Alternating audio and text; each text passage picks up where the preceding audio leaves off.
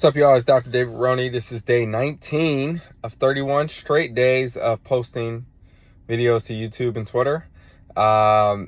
This is my own self-challenge because I wanted to post more financial content, wanted to create more financial content because I like talking about finance. And I just wanted to use my YouTube channel more because I think it's something I should do. And so here we are. And today we're talking about index funds. Man, a lot of people, if you follow me on Twitter, at Fisurgi, Fisurgi. So a lot of people know that I do give index funds a hard time, mainly because there's a lot of people, and I'm looking at the Bogleheads cult, that just tell people all the time, all you need is index funds. All you need is, well, yes and no. Index funds are like the main course of your meal.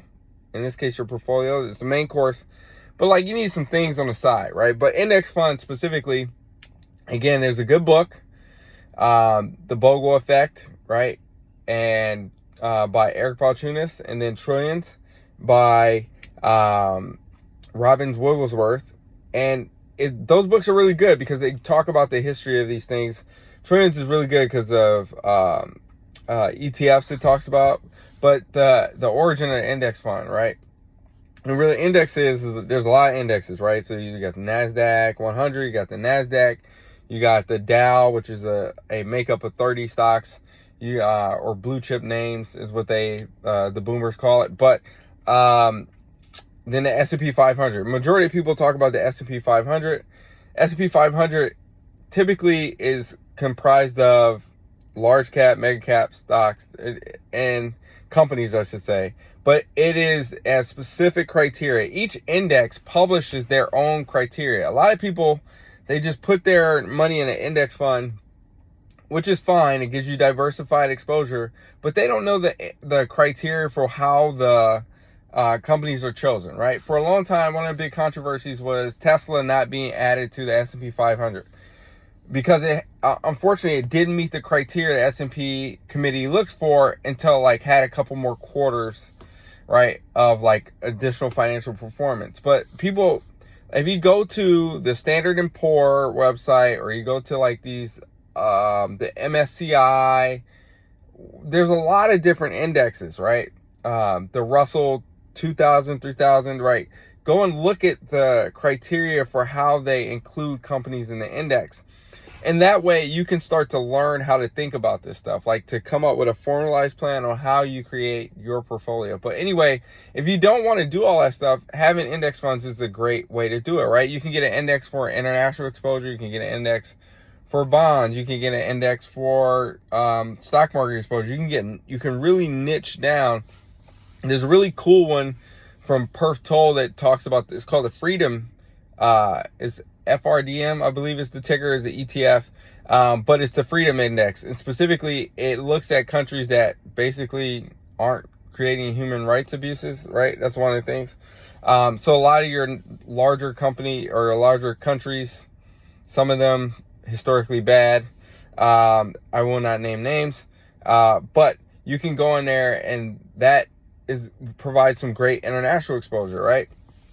Like as you start to go with this, index should be like the mainstay of what you do. And if 80%, you can afford to let some 20% of your portfolio be in some riskier things, right? Index gives you great diversified exposure. Majority of what you should do, and by majority, I say at least 80% of your stock market exposure should be an index, in my opinion.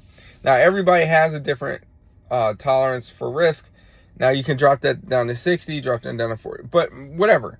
A large majority, and that's just going to get you your market return, right? Your beta exposure, what they talk about, that's your market return.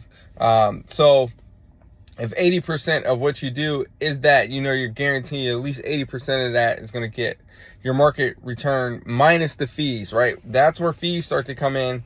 You got to make sure that whatever you do has low fees to it.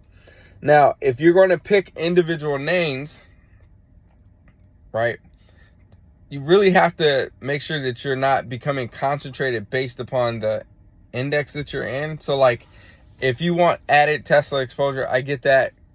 Just understand that those things, like, it might be in some of the index. The other thing is go check that if you're adding multiple ETFs or multiple indexes, there's great tools to look at how much your ETFs overlap. Your whole goal is to have sort of uncorrelated assets, so that if one's going up, the other one's not going up too or going down at the same time, because you can end up with these wild swings. You want to try and have a nice smooth course of hopefully up and to the right.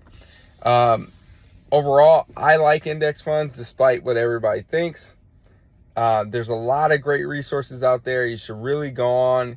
I give the Boglehead Forum that I call them a cult, but the reality is they do put out good information. Vanguard's always put out good information. But index funds should be the bulk of what you do. I hope everybody's doing well. Thank you for the support. If we hit 500 views on this channel, I will hire someone to do some crazy stuff and manage this YouTube channel, because after a while, like, it takes a while just to sort of submit the videos and do all that stuff. So I can send it to somebody else and just let them do it. If you're interested, shoot me an email. In order to find my email, you got to go to the website. Or leave a comment on Twitter at FISURGI.